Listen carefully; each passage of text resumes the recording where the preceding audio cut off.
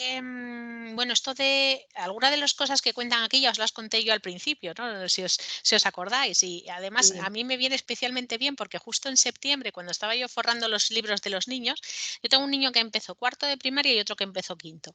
Y el de quinto, al final del libro de ciencias naturales venía una especie de cuadernillo, un anexo, en el que hablaba de científicos y en plan cómic. Y yo me puse súper contenta hasta que lo abrí y vi que de los 12 científicos que aparecían allí no salía ni siquiera Marie Curie, solo eran hombres. Y entonces, bueno, me había parecido francamente mal. Escribí a la editorial, los puse un poco de hoja de perejil. Me dijeron que era una edición antigua del libro, que la edición bueno, que se estaba lanzando ahora ya incluía mujeres. Les dije que por lo menos que lo pusieran entre los recursos de la web, pasaron de mí. Y bueno, pues por lo menos ese anexo ya se lo he mandado a la profesora de ciencias del niño. Ya le había mandado también el cómic de científicas. Sacaron una versión bueno, la que os enseñé a vosotros, y ahora sacaron una versión en inglés. Y bueno, en el cole de mis hijos, en ciencias naturales la dan en inglés, ¿no? Así que ya se la había mandado también a la profesora, que debe de estar aburrida de mí. Pero bueno, en fin. Bueno, Total. si está aburrida, que se desaburra. Tiene que ser así. Pues así me gusta, exactamente, que se desaburra porque es lo que hay que seguir hablando. Bueno, no, la verdad que me lo agradece todo mucho y no me puedo quejar, ¿vale? Entonces, en fin, pues eso, lo del efecto Matilda además viene por otra cosa, que es el efecto Mateo, por esas palabras del Evangelio que dice: al que tiene se le dará y al que no se le quitará. Pues viene un poco también por eso. Bueno, pues esa facilidad que tenemos para atribuir los méritos a lo mejor al jefe de grupo o de equipo, cuando a lo mejor es un colaborador el que ha hecho la aportación importante, ¿no? El efecto Mateo y el efecto Matilda. Bueno, pues hoy vamos a hablar de ingenieras e inventoras.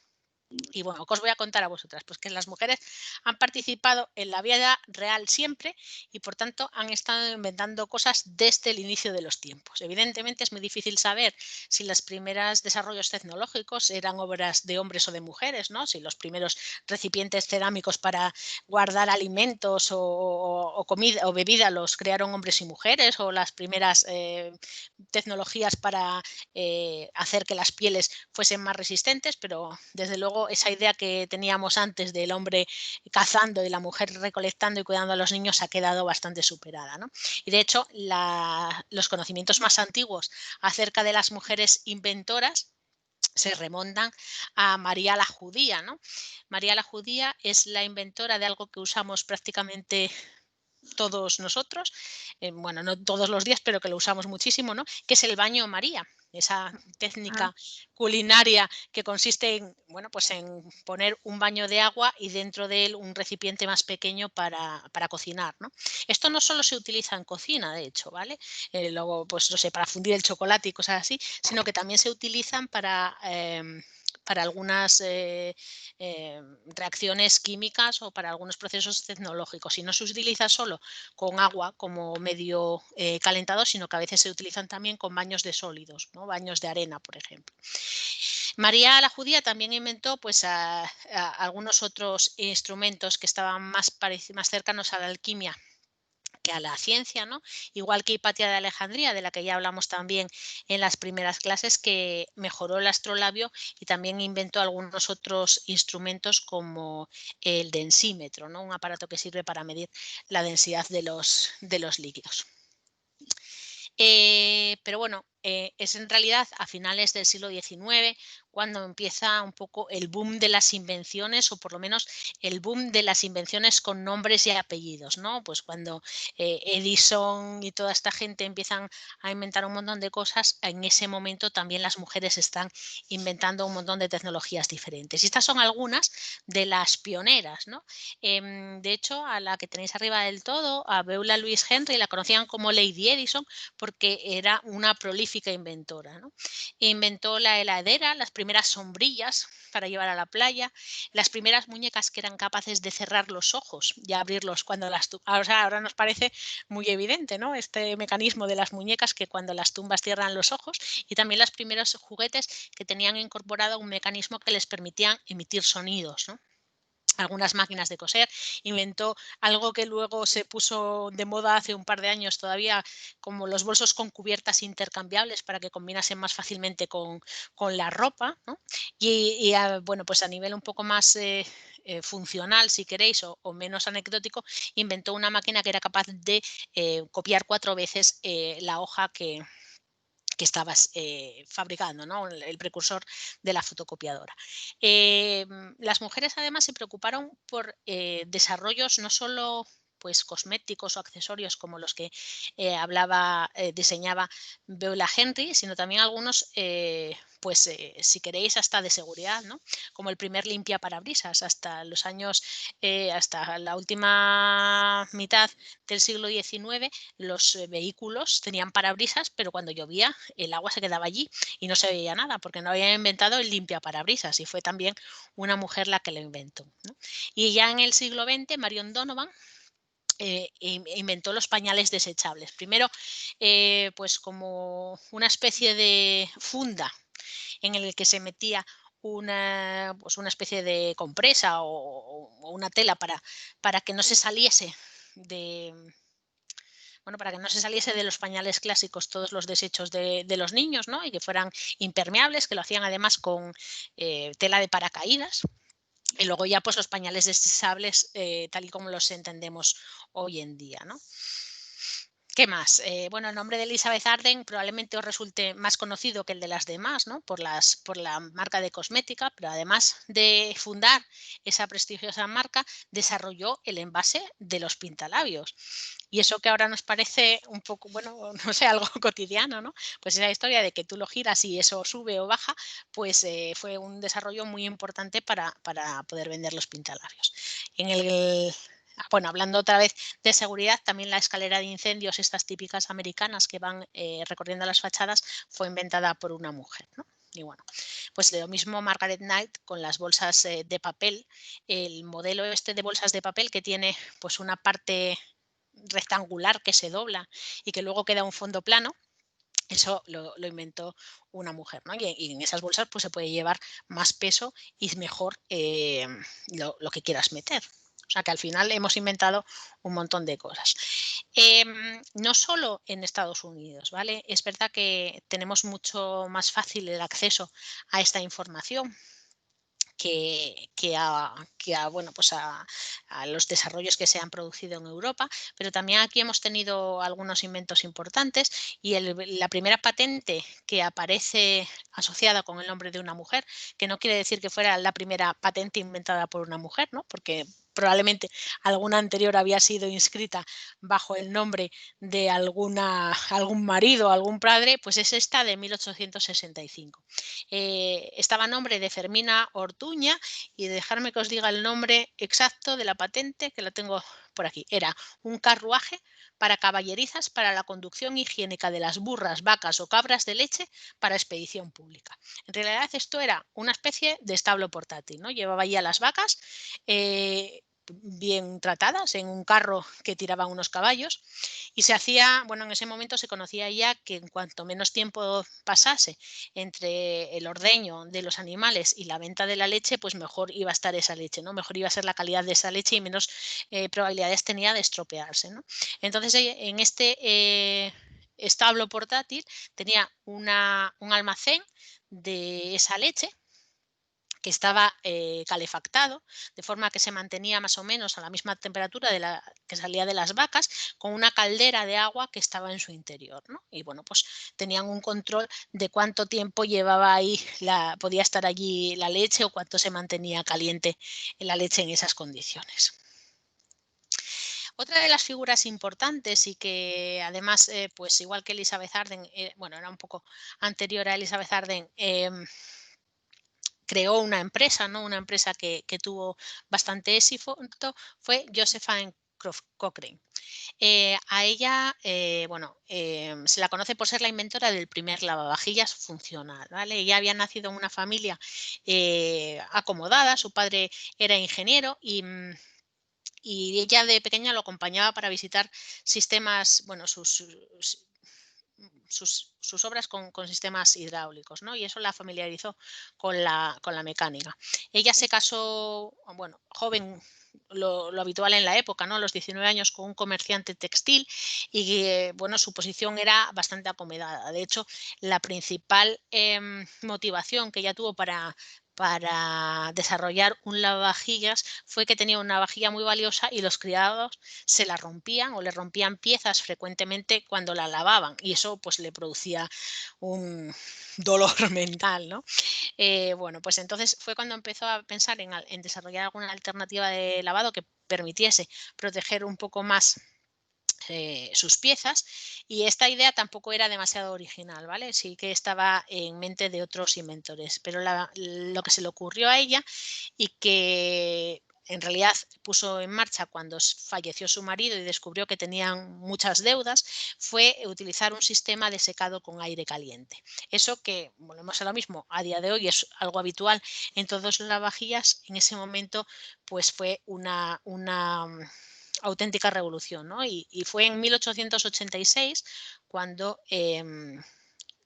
patentó este sistema que permitía en unos minutos pues lavar 200 platos y secarlos, ¿no? En 2 minutos.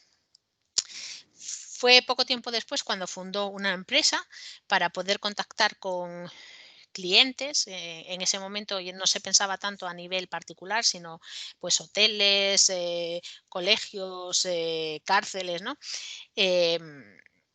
Y su primer cliente lo consiguió al año siguiente, en 1887, y fue un hotel. También, pues, como veis ahí, este invento ganó un premio al mejor invento en la Exposición Universal de Chicago y, bueno, después fue cuando extendió el uso de estos electrodomésticos al entorno doméstico, ¿no? Fue modificando su patente, mejorándola, actualizándola y permaneció activa en su empresa hasta la muerte, ¿no? Como veis ahí, un año antes de su fallecimiento seguía vendiendo ella sus lavavajillas de forma personal. Y esta empresa, Garis Cochrane, fue posteriormente, bueno, adquirida por una empresa que se transformaría en Whirlpool, la actual casa de electrodomésticos, ¿no? En Inglaterra, mientras tanto, pues surgen algunas figuras similares, ¿no? O incluso, bueno, con un perfil un poco más académico, como la de Herta Ayrton, que fue una matemática e inventora. Bueno, en realidad su nombre real era Phoebe Sarah Marks y nació, como aparece ahí, en 1854. Sin embargo, pues sus amigos empezaron a llamarla Herta porque era la diosa teutónica de la tierra. Por lo visto, esta mujer era bastante,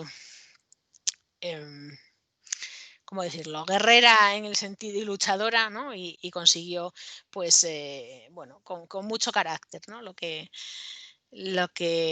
en ocasiones a las mujeres no se le veía bien, sobre todo en ese momento. Ella pertenecía a una familia modesta, pero su familia materna tenía una escuela y eso fue lo que la permitió obtener una buena educación, aunque estaba dirigida principalmente a dotar a las niñas de habilidades para trabajar como institutriz o gobernantas, ¿vale? Sin embargo, ella pues tenía unos primos que eran chicos y que estudiaban matemáticas y empezó a estudiar matemáticas con ellos y se presentó a los exámenes de acceso de la Universidad de Cambridge. Pudo estudiar en Cambridge gracias al apoyo de una mecenas, Bárbara Bodichon, que era fundadora del primer college femenino de Oxford y allí estudió matemáticas. Consiguió en los exámenes una tercera posición, que está muy, muy bien, ¿no? Bueno, las terceras notas más altas, desde luego, siempre es un buen resultado. Pero en Cambridge, en ese momento, a finales del siglo XIX, no proporcionaba títulos a las mujeres, ¿no? Ellas se examinaban igual, como ya hemos comentado en otras ocasiones, pero no fue hasta 1948 en el que Cambridge igualó la situación de chicos y chicas y les dio a los dos el título por los mismos méritos, ¿eh? No estamos hablando aquí de que les regalasen nada a las mujeres, sino que, bueno, pues ellas hacían todos los cursos, superaban todas las asignaturas, pero no les daban el papel. De hecho, ella, para poder trabajar como matemática y haciendo algún tipo de investigación, se examinó por libre después en la Universidad de Londres. O sea que, en fin. Bueno, a partir de ese momento, cuando acabó la carrera, empezó a trabajar como profesora y empezó a inventar también, ¿no? Su primera aportación de relevancia fue un calibrador que permitía pues hacer algunos dibujos matemáticos de forma más precisa, ¿no? Dividir una línea en un número deseado de partes iguales de forma prácticamente automática, y en 1884 empezó a asistir a unas clases nocturnas que impartía un profesor, que es Ayrton, que era un pionero en electricidad eléctrica y que acabaría siendo su marido, ¿no? Trabajando juntos descubrieron una de los descubrimientos más importantes del momento, que es la teoría del arco eléctrico. Y además, pues bueno, hicieron muchos experimentos modificando el tipo de electrodos y la tensión con estos sistemas, ¿no? ERTA presentó los trabajos que habían desarrollado juntos en la Institución de Ingenieros Eléctricos, ¿no? Una asociación de profesionales, y fue la primera mujer que presentaba un trabajo en esta institución, y la primera. Eso es el IE que veis ahí, ¿vale? Y la primera, además, que fue admitida como socia. Ella también fue una activista de los movimientos feministas y del sufragio femenino, en un momento en el que este tema era, pues, una preocupación y un nexo común para muchas mujeres que tenían intereses intelectuales, ¿no? Y en el campo de los reconocimientos recibió la medalla Hughes de la Royal Society por sus descubrimientos, ¿no? Sin embargo, no consiguió ser admitida miembro de esta sociedad, la más prestigiosa de Inglaterra, ¿no? Bueno, esta medalla, la medalla Hughes, que obtuvo ERTA en su momento, también fue la primera mujer que la recibió. Ella durante su vida pues hizo más de 26 patentes, pues tanto relacionadas con las matemáticas y con los sistemas de los que hablamos al principio, de dividir una recta en partes, como relacionados con la electricidad, ¿no? Y a ella se le atribuye esta frase, que es: el error de atribuir a un hombre el trabajo de una mujer tiene más vidas que un gato. Y en España, una de las figuras pioneras, y que además pues no es tan conocida como debería, es la de Ángela Ruiz Robles. Además, mirad, justo ahora hay una exposición en la Fundación Telefónica en Madrid que presenta un poco su vida y su figura, y bueno, no están las cosas para ir a Madrid, ¿no? Pero tienen una buena página web. Ahora dentro de un momento os enseño un poco cómo la información que tiene, ¿no? Ángela Ruiz Robles nació en Villamaní y estudió para maestra, ¿no? Ya pues al poco de empezar su carrera profesional como maestra, se trasladó a Galicia, y fue allí donde realizó prácticamente toda su carrera profesional, ¿vale? Fundamentalmente en Ferrol. Y desde el principio de esta carrera mostró un carácter innovador muy importante. Desarrolló métodos de taquigrafía avanzados para su momento, que además fue actualizando con el tiempo, que permitía escribir más rápidamente que los que existían hasta ese momento, y además era fácil de implementar en distintos idiomas, y se preocupaba por introducir innovaciones en la enseñanza, principalmente en algo que ahora lo vemos como muy normal, ¿no? que es la enseñanza de los idiomas, pero que hace prácticamente 100 años no era tan habitual, y también a la utilización de recursos visuales. Enseñaba a los niños en el horario escolar, pero también atendía a personas sin formación por las tardes, ¿no? Contribuyó a mejorar el grado de alfabetización de los vecinos rurales de Galicia, y les enseñaba por las tardes gratis, ¿no? Bueno, escribió un montón de libros de texto de materias muy diversas, como ortografía, taquigrafía, como decíamos, historia, y además esta preocupación por utilizar recursos visuales la llevó a algo también que de nuevo ahora es un debate que se produce en todos los septiembres, ¿no? Que es el excesivo peso que llevan los niños en las mochilas al principio de curso. Bueno, hace un siglo pues no era tan así, ¿no? Porque bueno, habían cosas como la enciclopedia Álvarez y cosas así, que eran todas las materias en el mismo libro, pero ella lo que quiso fue desarrollar un libro electrónico, que es la enciclopedia mecánica, que es este dibujo que tenemos aquí, esta fotografía, perdón, que permitía algo que de nuevo es revolucionario pensando en el momento en que ella lo hizo, ¿no? Permitía enlazar contenidos de una materia con otra. Había, bueno, unas partes de las bobinas donde estaba la información llevaba a otras, es como el antecesor del hipervínculo en realidad, ¿no? Ahora estamos acostumbrados a que estamos leyendo cualquier cosa en Wikipedia, pinchamos en esa palabra y nos lleva a la nueva definición de lo que estábamos buscando. Pues esto funcionaba un poco así, ¿no?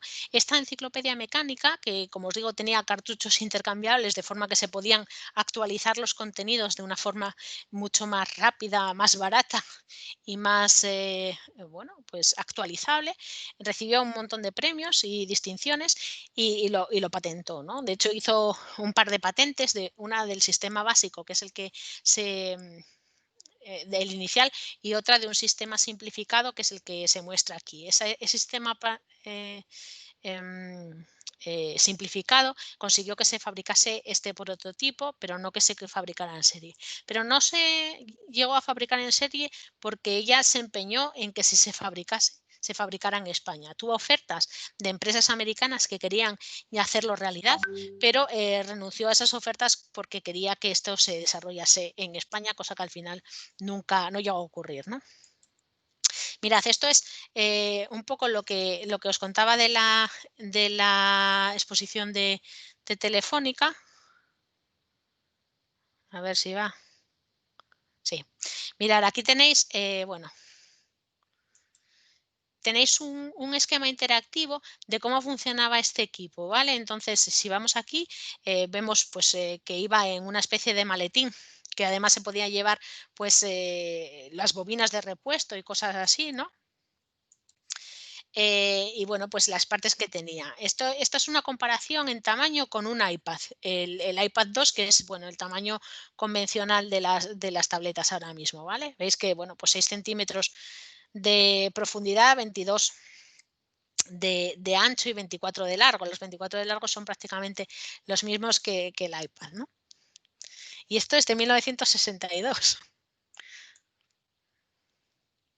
Vale, y aquí, bueno, pues veis esto, ¿no? Que aquí esto era el soporte de los carretes donde se ponían las distintas bobinas de los materiales que, bueno, pues se desenrollaban bueno, se colocaban en este extremo de aquí y se iba avanzando, ¿no? Que además tenían pues unos huecos para, bueno, que se podían incluso aumentar y para verlo mejor, ¿no?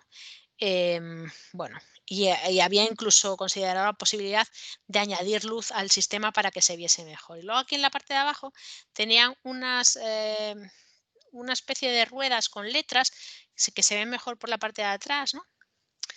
Que se movían para poder poner respuestas a algunas de las preguntas que se podían hacer en las distintos bueno, en las distintas secciones, ¿no? De hecho, se movía pues la mano por detrás, movías em, las bobinas y podías ir poniendo una respuesta, ¿no? Bueno, incluso pues aquí veis que hay unas pestañas que permitían, pues igual que con los protectores de las tabletas ahora que los podemos poner en una posición más o menos vertical, pues lo mismo sostenerlo, ¿no?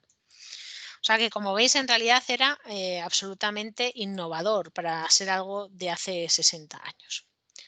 Vamos a volver a la presentación. Y bueno, como me estoy enrollando en mi línea de Catherine Barr Blodgett, no os voy a hablar mucho porque entre otras cosas os habló Sonia cuando disteis el tema de químicas, ¿no? Lo que pasa que sí me interesa comentar que Catherine Barr Blodgett desarrolló las lentes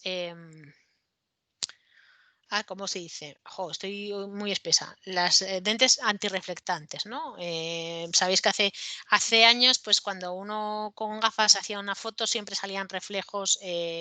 Bueno, siempre si tenías una ventana, siempre había historias raras en los vehículos, pues también te podían deslumbrar mucho más fácil bueno, cambios de luz, ¿no? Y ella fue una especialista en películas delgadas que lo que hacían eran pues depositar sobre los cristales láminas de algunos compuestos que evitan que la luz se refleje, ¿no? Y por tanto, bueno, en fin, si queréis saber un poco más de este tema, yo el año pasado, bueno, sí, el año pasado, el 2 de febrero del año pasado, di una charla en Gijón en el TED que se hizo en el Acuario y hablaba de, bueno, de Catherine Barblochet y de alguna otra. Ya os dejaré el enlace del campus virtual porque es una charla cortita de 10 minutos por si os interesa, ¿vale? Y esta Estupendo. habla, claro, estábamos hablando hasta ahora de inventoras, ¿no?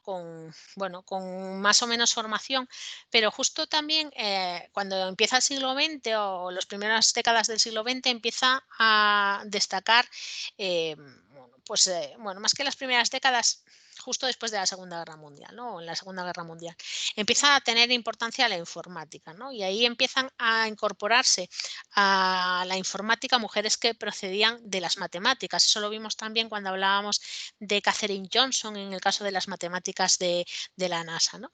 Y Grace Hopper era matemática también, era doctora en matemáticas por la Universidad de Yale y se incorporó a la Marina durante la Segunda Guerra Mundial y se dedicó a, bueno, a hacer programas de ordenador para facilitarle las cosas a la Marina. Y lo importante de su aportación, esto de desarrollar el primer compilador y el lenguaje COBOL, en realidad es muy importante para cómo entendemos la informática hoy en día. En la época de los primeros ordenadores, de todas estas mujeres que salen en la peli de las primeras programadoras y de la NASA, en realidad los ordenadores eran algo muy analógico, ¿no? Para programarlos tenías que desenchufar y enchufar. Y entonces lo único que uno podía cambiar en un ordenador es si leía una señal o no la leía. Y en ese sentido es un lenguaje que está basado en ceros o unos, según esté apagado o encendido cada uno de esos interruptores, ¿no? Por decirlo de alguna forma. Claro, esto es muy gravoso y además hace que cuando uno ve un sistema sea muy difícil de entender, ¿no? Y muy difícil de encontrar los errores en estos sistemas también. Entonces, lo que desarrolló el grupo liderado por Grace Hopper fue un lenguaje que permitía traducir estos ceros y uno a instrucciones más o menos normales, ¿no? En el sentido de que tú le dices avanza y entonces el ordenador entiende si eso es una serie de unos directamente. O le dices avanza hasta que la señal sea cero y en ese momento vete por aquí. Y ese tipo de instrucciones, que además se pueden utilizar de unos programas a otros y que bueno, cuando las lees les puedes encontrar el sentido más fácil, eso es lo que se llama un compilador, ¿vale? Ella se retiró de la Armada en 1986 tras varias reincorporaciones, ¿no? Llegó a ser el miembro en activo de más edad durante mucho tiempo en la Armada y además también se le atribuye, aunque depende un poco de las fuentes, un término que se sigue utilizando ahora, que es el bug. Un bug en informática es un programa que falla porque en algún momento hay una instrucción errónea, ¿no? Pero bug en inglés significa bicho también. Y este nombre se atribuye a que en un momento dado que tenían un problema con un ordenador que no seguía correctamente las instrucciones, cuando abrieron y vieron que pasaban, tenía físicamente un bicho dentro. Y ese bug es el que provocó el nombre de esto, ¿no? Hay un bug en el programa y algo que le impide funcionar, ¿no? Y de hecho, pues los programas, antes de hacerlos funcionar, se hace un proceso que es el debugging, que es el probar que no hay este tipo de procesos, que ahora ya no son bichos de verdad, sino así, pues errores de escritura, ¿no? Del propio programa. Con su nombre se celebra una convención de informáticas que se llama Grace Hopper Celebration of Women in Computing y de ahí salió también pues algunas de las iniciativas que han buscado poner de manifiesto cómo cómo el sector de las ciencias de los ordenadores es uno de los sectores más masculinizados que está hoy en día y sin embargo es un sector que tiene un futuro muy importante, ¿no? Y en ese sentido es muy importante también que tanto las mujeres como las minorías estén presentes ahí, porque pues un poco lo que contábamos todas estas semanas, ¿no? La forma de abordar los problemas, la forma de buscar soluciones y de analizar los sistemas, pues es diferente según los ojos que se usen para mirarlo, y cuanto más distintos sean estos ojos, pues mejor se va a conseguir una visión global y que sea buena para todos los usuarios, ¿no? Bueno, hay un buque de guerra que se conoce como Amazing Grace, que es la canción esta de americana, eh, bueno, no la voy a cantar, pero que se conoce como Amazing Grace el que lleva su nombre, ¿no? El buque Hopper. Y esto que os contaba un poco del gap de género, ¿no? La brecha de género en la informática, lo cuentan en este documental que está en Filming y en eFilm, pero que está en inglés con subtítulos, ¿no? Y hay algún trocito en el que sale Grace Hopper, y además es muy gracioso, ¿no? Porque le preguntan, sale un trozo de una entrevista suya y le dicen, bueno, entonces la informática ya está, ya ha hecho todo lo que podía hacer, ¿no? Y ella pone una cara muy escéptica y dice, en absoluto, dice, entonces dice, esto es como los coches, estamos en el modelo T, ¿no? Por el Ford T, pues que quedaba por delante un campo prácticamente, bueno, infinito por desarrollar. Y ahora vamos a ver a otra que tal vez os suene, ¿no? Porque, bueno, es una actriz de cine.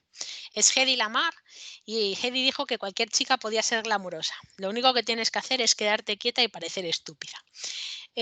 Bueno, a ella se la consideraba una de las mujeres más bellas del mundo, y esta fama, esta belleza, esta popularidad en el cine la hizo, en cierto modo, pues bueno, como contrapartida le dificultó su reconocimiento intelectual del desarrollo de alguna tecnología. Hedy Lamar nació como Hedwig Kiesler en Viena. Empezó estudios de ingeniería en un internado suizo. Bueno, su familia era muy acomodada, pero a la vez que estaba estudiando en ingeniería fue descubierta por un director de cine, ¿no? Que la vio y le pareció pues muy, muy guapa, y le ofreció un papel. Y el cine le llamó muchísimo más la atención y acabó dejando la ingeniería, ¿no? Ella protagonizó una película que se llama Éxtasis, que era la primera vez en la que se veía en pantalla un orgasmo femenino, y que fue un auténtico éxito para desgracia de sus padres, que eran bastante conservadores. Esto hizo que sus padres la casaran muy joven, con un magnate armamentístico, Fritz Mandel, que intentó retirar todas las copias de la película de la circulación con escaso éxito.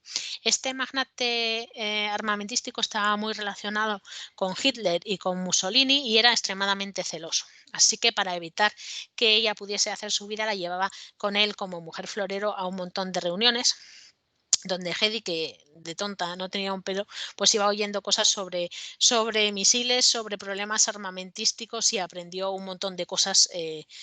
Además, pues retomó un cierto modo de ingeniería, porque como lo único que podía hacer era leer cuando no estaba con su marido, pues todo esto que hablaban en las cenas de negocios le resultaba atractivo para saber más, ¿no? Bueno, en una historia que se cuenta en su biografía, y que no se sabe hasta qué punto está demasiado novelada para ser real, se escapó de su marido huyendo por el baño, por la ventana del baño, con medio joyero encima, y atravesó pues el país, ¿no? Huyendo primero a Inglaterra y después a Estados Unidos. En el barco que la llevaba a Estados Unidos conoció a Louis Mayer, el de la Metro Goldwyn Mayer, y ya llegó a Estados Unidos con un papel, con un contrato como actriz con la productora, ¿no? Con Metro Goldwyn Mayer, y con el nombre cambiado. Hedy pues se convirtió en una artista muy conocida en Estados Unidos y fue la protagonista, por ejemplo, de Sansón y Dalila, aunque renunciaría a algunos papeles que dieron la gloria a las actrices protagonistas, ¿no? Como el de Casablanca. Bueno, durante la Segunda Guerra Mundial, Hedy quería hacer algo por su país. Recordaba a su primer marido con bastante poco cariño, y tenía mucha información sobre cómo eran los sistemas de armamentos del bando alemán, ¿no? No en vano, pues había asistido a muchas conversaciones. Y además sabía que uno de los, bueno, ofreció su trabajo para el sistema de inventores, pero la vieron y le dijeron, mire, mejor venda usted bonos de guerra. En una sola noche vendió $30.000 en bonos de guerra. pero bueno, esto no le satisfacía, ¿no? Porque es lo que comentaba en esta frase, que todo podía ser fácil si uno callaba la boca. Pero ella sabía que uno de los problemas que tenían los misiles era que era fácil detectarlos, ¿no? Porque el sistema que utilizaban para, para guiarlos era bueno, fácil de localizar. Entonces, con un pianista que se llama George Antle, que había sido también, había recibido bastante reconocimiento porque había programado bastantes pianolas automáticas para tocar juntas, desarrollaron un sistema basado en las teclas de un piano, en las 88 teclas de un piano, que permitía ir modificando la frecuencia de codificación de los misiles y por tanto solo que tuviese la partitura a un extremo y al otro bueno, de la línea de información sería capaz de saber hacia dónde se dirigía ese torpedo. Esto lo patentó, pero sin embargo no sería utilizado hasta muchos años después, ¿no? Hasta que bueno, pues la electrónica se desarrolló lo suficiente. Como os decía, esto en los años 40 era muy difícil, pero en los años 60 se utilizó para la crisis de los misiles de Cuba. Y además, esta tecnología, que puede parecer muy rara, pues es la base de tecnologías tan actuales como el Bluetooth o el Wi-Fi, ¿no? Con lo cual, pues al final tenemos una tecnología que está basada en los misiles y desarrollada por una mujer. Bueno, el 9 de noviembre en los países anglosajones se celebra el Día del Inventor y se celebra precisamente para conmemorar el nacimiento de Hedy Lamarr, que murió en el año 2000. Hay también un montón de, claro, de Hedy Lamarr, pues hay bastante información comparada con las otras, porque como era actriz, pues tenía una repercusión pública diferente, ¿no? Pero bueno, la historia de Hedy Lamarr está disponible en este documental que se llama Bombshell, que pues igual que los otros está disponible en eFilm y en Filmin. Yo de hecho me he dado de baja en Filmin porque todo lo que me interesaba estaba en eFilm también. Ha sido una cosa increíble. Y en el campo de la tecnología química, a mí me gusta hablar de Stephanie Kwolek porque desarrolló algunos de los materiales que más utilizamos hoy en día, ¿no? Stephanie nació en Estados Unidos en una familia de inmigrantes y su intención era estudiar medicina, pero bueno, medicina en Estados Unidos es una carrera que cuesta muchísimo dinero. Así que acabó licenciándose en química con la idea inicial de trabajar unos años, ahorrar y poder posteriormente estudiar medicina, ¿no? Pero sin embargo, al final, poco tiempo después de acabar la carrera, se incorporaría a la empresa DuPont, la misma que tenemos aquí en Asturias, y acabaría trabajando para ellos toda su carrera. Esta compañía está especialmente dedicada también al desarrollo de fibras textiles y ella empezó a buscar algunas fibras poliméricas nuevas que le permitiesen pues alguna propiedad mejorada, ¿no? Una propiedad que fuera sobre todo pues buscando las aplicaciones de su producto estrella, ¿no? Que es el nylon. DuPont es en realidad una de las compañías que abarató el proceso de producción de medias, ¿no? Y que las hizo accesibles a todas las mujeres. En una de las síntesis que estaba haciendo con unas fibras que se llaman poliaramidas, pues observó que el aspecto era diferente, ¿no? Que algo había pasado ahí que no era lo que ellos estaban esperando, pero bueno, en vez de tirar el producto aquel que les había salido raro a la basura, decidieron hilarlo, convertirlo en una fibra y se dieron cuenta que aquel producto era mucho más resistente que, que los, que el resto de materiales que se conocían hasta ese momento, ¿no? Esto ha hecho que el Kevlar se haya utilizado en un montón de aplicaciones, entre ellos los guantes ignífugos, como los que muestra que ella en la propia imagen, o incluso para chalecos antibalas, ¿no? Es un polímero que es muchísimo más ligero que el acero, pero es tan resistente como este, ¿no? Kwolek recibió algunos reconocimientos, por ejemplo, la medalla Lavoisier, pero se considera que que si no hubiese estado trabajando para una empresa, si hubiera sido un desarrollo que se hubiera obtenido en un centro de investigación o en la universidad, este descubrimiento del Kevlar probablemente le hubiera proporcionado un premio Nobel, ¿no? Bueno, ahí se considera que la dejaron un poco de lado por eso. Consiguió bastantes doctorados honoríficos y forma parte del Paseo de la Fama de Inventores de Estados Unidos. Y además, pues la Royal Society concede el premio Stephanie Kwolek para reconocer aportaciones especiales en el campo de la química de materiales la Royal Society es una institución inglesa, pero este premio está especialmente dirigido a investigadores no ingleses. Y continuando con la informática, aunque nos hayamos ido un poco desde Grace Hopper, esta es Margaret Hamilton, que es ingeniera de software y que ejemplifica en cierto modo cómo las mujeres estaban ocupando un papel muy importante en algunos momentos claves, ¿no?, del desarrollo de la tecnología informática, como el lanzamiento del Apolo. En el documental que os comentaba antes hay algunos trozos entretenidos, ¿no?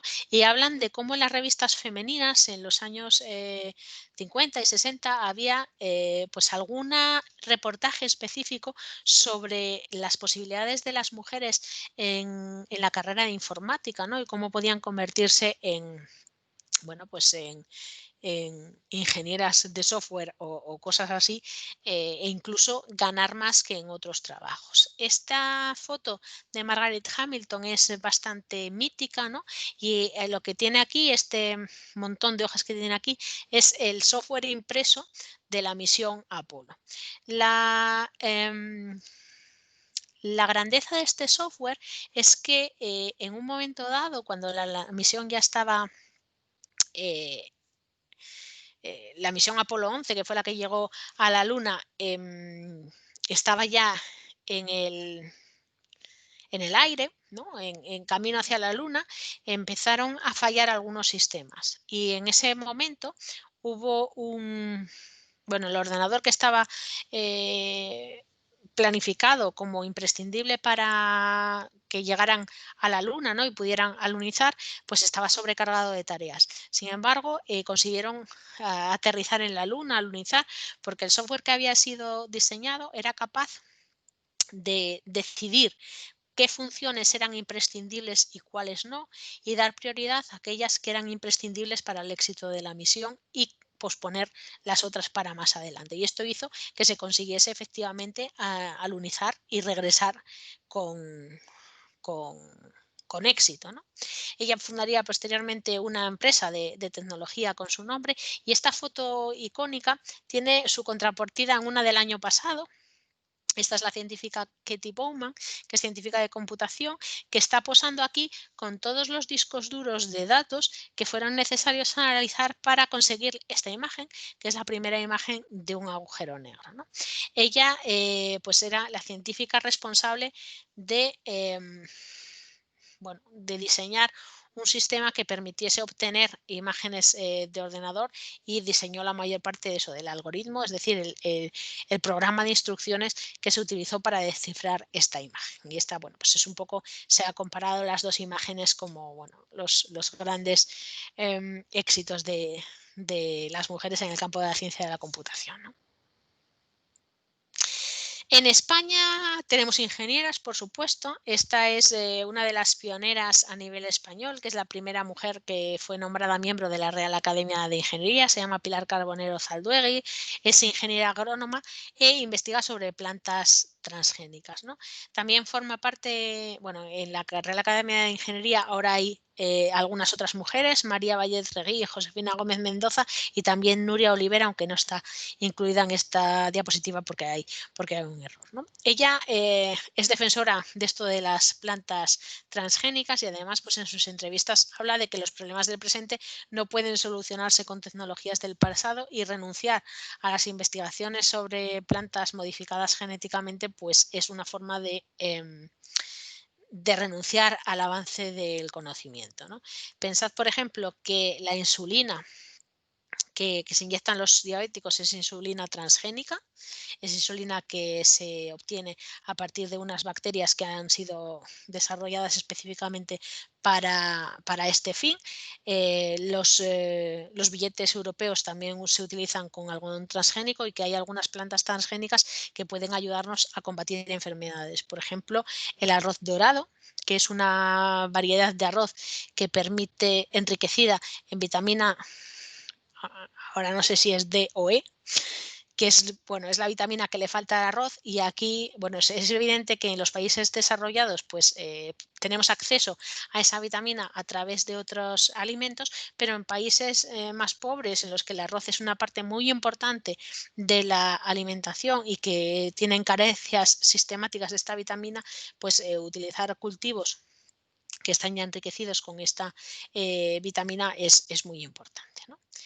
Bueno, esta es una de las científicas africanas más reconocidas en el campo del desarrollo tecnológico, ¿no? Es ingeniera química bueno, se preocupa por la protección del medio ambiente y creo que tengo aquí, bueno, antes de hablar, es que quería poneros este vídeo porque esta es Elena García Armada, que es doctora en robótica y es científica en el CSIC y lo que hace en realidad es exoesqueletos infantiles.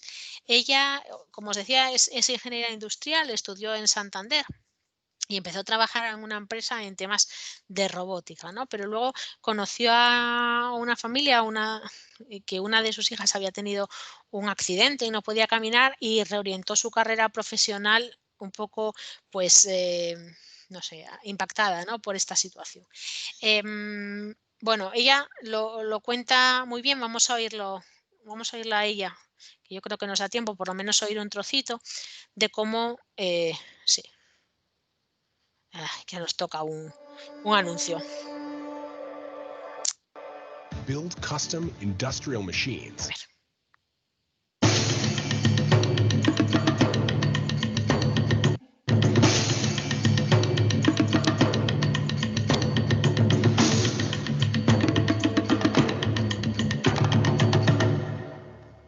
Robots. Máquinas que cobran vida. Dan un poco de miedo, ¿verdad? Nos los trae la ciencia ficción, generalmente en forma de robots bélicos. Pero son fascinantes. A mí me fascina cómo se mueven. Nosotros aprendemos a andar en un proceso realmente natural y rápido. Un niño sano adquiere la marcha autónoma entre los 12 y los 18 meses de vida. Pero no todos los niños llegan a caminar. Y algunos logran caminar, pero progresivamente pierden esa capacidad. Esto se debe a enfermedades de tipo neurológico, neuromuscular. Hay un amplísimo espectro, un abanico tremendo de enfermedades de este tipo. Atrofias musculares, distrofias musculares, miopatías congénitas, parálisis cerebral. Bueno, pues unos 17 millones de niños en todo el mundo tienen problemas para andar. Y aunque es verdad que la silla de ruedas les aporta movilidad para moverse de un sitio a otro, esa sedestación permanente provoca serias complicaciones en la salud de estos pequeños. Deformidades articulares, atrofias musculares, problemas respiratorios, circulatorios, son frecuentes en el curso de estas enfermedades. Y está principalmente causado por la falta de la capacidad de andar. Y es que somos seres bípedos y nuestro cuerpo necesita andar para mantenerse sano. En las enfermedades neuromusculares más graves, como la atrofia muscular espinal, esa sedestación permanente agrava la debilidad de los músculos torácicos, los que sustentan la espalda. Y entonces se produce esa escoliosis, esa tremenda curvatura de la columna vertebral que agrava la disfunción pulmonar y que limita tremendamente la esperanza de vida de estos niños. Son enfermedades que a día de hoy no tienen cura y la terapia consiste en tratar de paliar esas complicaciones causadas por esa pérdida de marcha. Es una terapia multidisciplinar que aglutina terapia física, psicológica, nutricional, respiratoria, en muchas ocasiones también cirugía. Pero qué duda cabe que la mejor terapia, evidentemente, sería poder caminar. Si los niños pudieran caminar, podrían movilizar esas articulaciones, podrían fortalecer esos músculos torácicos, podrían realizar actividades de su vida diaria. Y cuando uno piensa en esos robots que andan, pues dice, ¿qué pasaría si pudiéramos juntar uno de estos niños con un robot que le aportara las piernas, que le diera esa movilidad, que le permitiera mover articulaciones, fortalecer musculatura? Un exoesqueleto, un armazón robótico que se acoplara a su tronco, a sus piernas, que lo mantuviera estable, en equilibrio y le diera esa movilidad.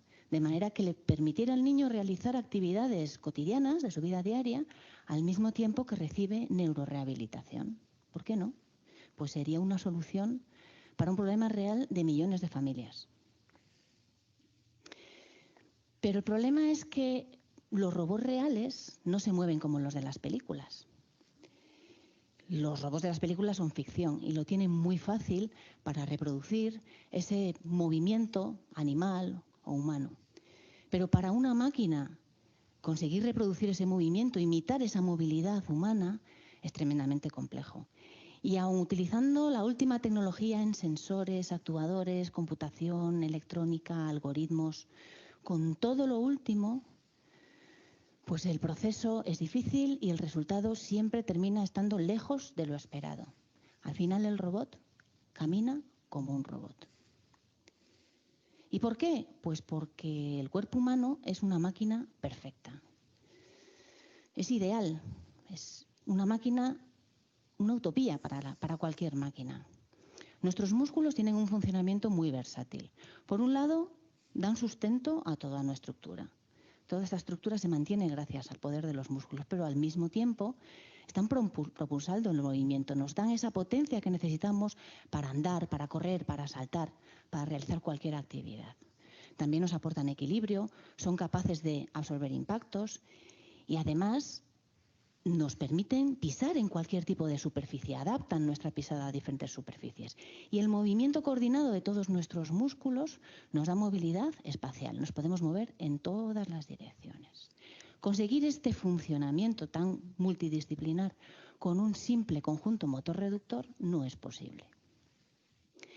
El modelo más sencillo del músculo natural que nos trae la biomecánica nos dice que es una unidad que está compuesta por un elemento que genera fuerza y otra serie de elementos elásticos, absorben impactos, pero realmente es mucho más complejo que todo eso. A todos nos ha pasado, a todos, que estamos caminando por la calle, por la acera, una superficie rígida, y vamos andando, paseando una tarde de sábado, y estamos pues mirando al frente, al horizonte, no miramos al suelo, estamos pensando en nuestras cosas mientras andamos. Y justo delante hay un pedacito de acera que se ha levantado y en su lugar pues hay un terreno blando, puede ser arena, puede ser tierra. Y evidentemente por ley de Murphy vamos a pisar justo, zasca, en ese agujero. Automáticamente y sin que nosotros seamos conscientes en absoluto, todos los músculos de esa pierna que acaba de pisar en un terreno completamente diferente al que venía haciéndolo, se rigidizan. Se ponen rígidos, se pone la pierna dura, precisamente para dar estabilidad a esa pisada. Y nosotros no hemos tenido nada que ver con eso conscientemente. Lo ha hecho nuestro sistema neuromuscular, que utiliza una serie de receptores sensoriales que tenemos en el cuerpo. Algunos están en el músculo, que miden la fuerza que está realizando el músculo, miden lo que se estira el músculo y por tanto lo que se está moviendo la articulación, y otros que pueden detectar esa rigidez en el suelo.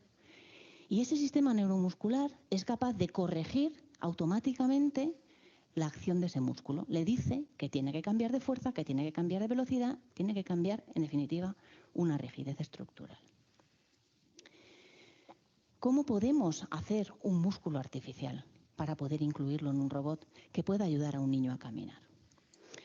Para empezar, tenemos que meter ahí todos los ingredientes de nuestro músculo. Un elemento generador de fuerza es un motor, pero además elementos elásticos, muelles, amortiguadores, sensores, metemos sensores que midan la fuerza que realiza el motor, chupao. Metemos sensores que nos midan lo que se está moviendo esa articulación, chupao. Metemos ahí todo, un lazo de control que sea capaz de, con esa información de los sensores, corregir la fuerza y la velocidad que está haciendo el motor. ¿Vale? Estupendo, muy fácil. Pero es que me falta algo fundamental. Tengo que corregir y controlar una variable importantísima, que es la rigidez estructural. ¿cómo hago yo para que algo que tiene una rigidez natural cambie su rigidez? Cuando yo quiero. De repente esto que es rígido, que sea menos rígido, que sea más blando. ¿Y eso cómo se hace? Qué complicado. Pues si lo pensamos un poco, nos damos cuenta que realmente en nuestro cuerpo no es la estructura ósea, no es el esqueleto lo que está cambiando de rigidez, sino que lo está haciendo el músculo. Al fin y al cabo, es un cambio de rigidez funcional. Vale, pues hacemos eso en nuestro músculo. Vamos a cambiar la rigidez funcional en nuestro músculo.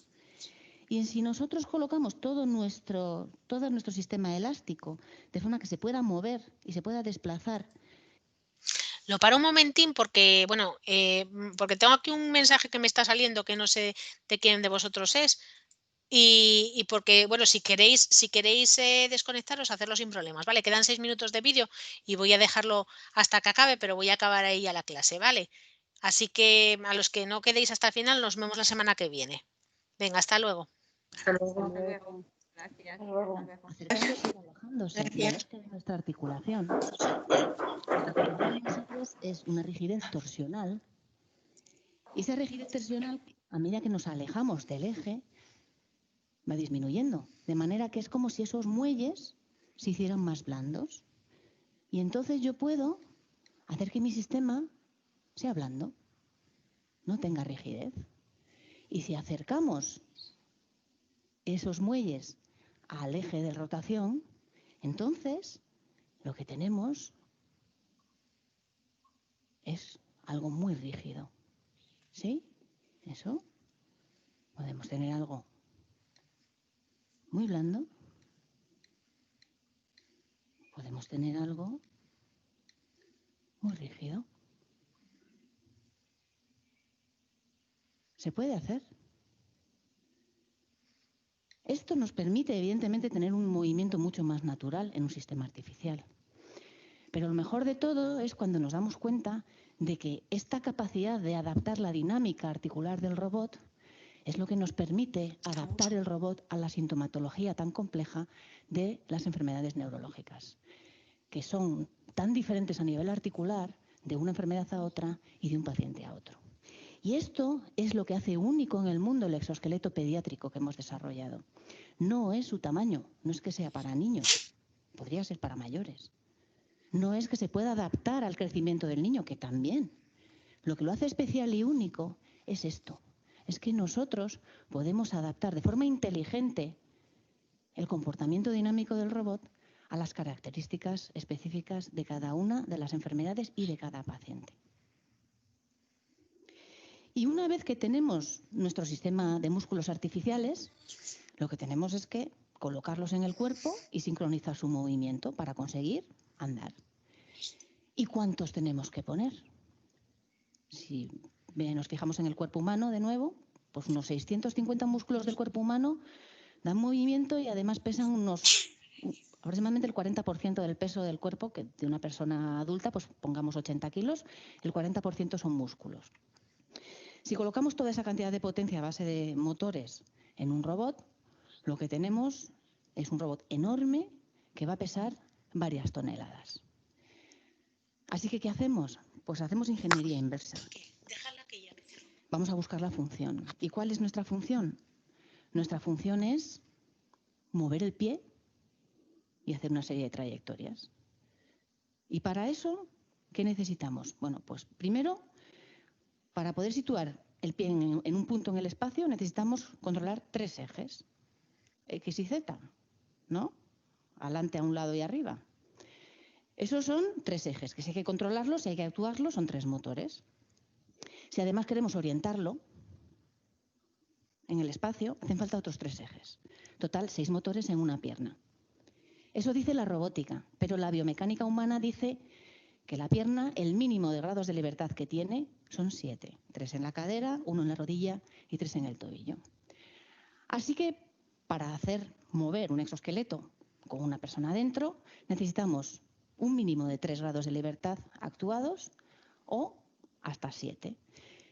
Lo podemos hacer con 3 y vamos a tener un exoesqueleto más pequeño, más reducido, va a ocupar bastante menos volumen, pero la movilidad que vamos a conseguir va a estar bastante limitada. Y si le ponemos 7, nos vamos al otro extremo, vamos a tener una movilidad muy semejante a la natural, a la humana, pero vamos a tener un exoesqueleto muy grande, muy pesado, más Robocop. Al final, pues como casi siempre, en el término medio está la virtud. Nosotros, para el tipo de enfermedades en los que estamos trabajando con los niños, enfermedades neuromusculares que no tienen ninguna capacidad de moverse por sí solos y que hay que aportarles esa movilidad espacial, 5 grados de libertad actuado, es decir, 5 motores por pierna, es un buen compromiso entre peso y funcionalidad.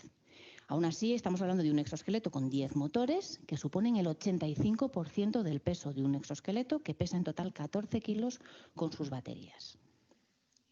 Evidentemente, 10 motores en lugar de cientos que utiliza el cuerpo humano, pues si le ponemos un exoesqueleto a una persona sana, como yo, pues va a notar algo. Los movimientos están restringidos. A mí casi que me lo quitas. Prefiero andar sin esto.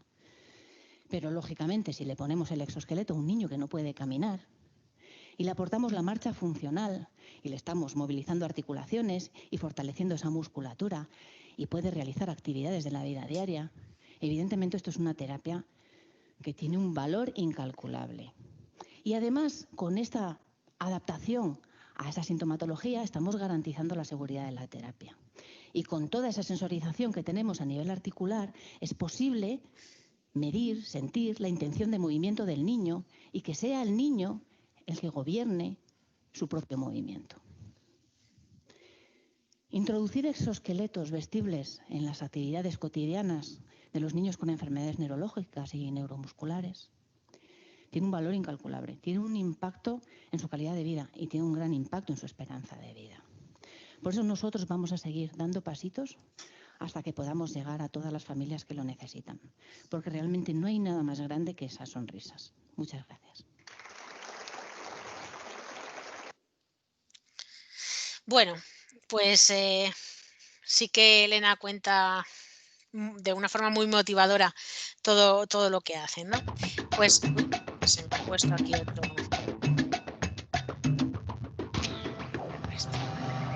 Más de esos esqueletos, pero esos no nos interesan ya.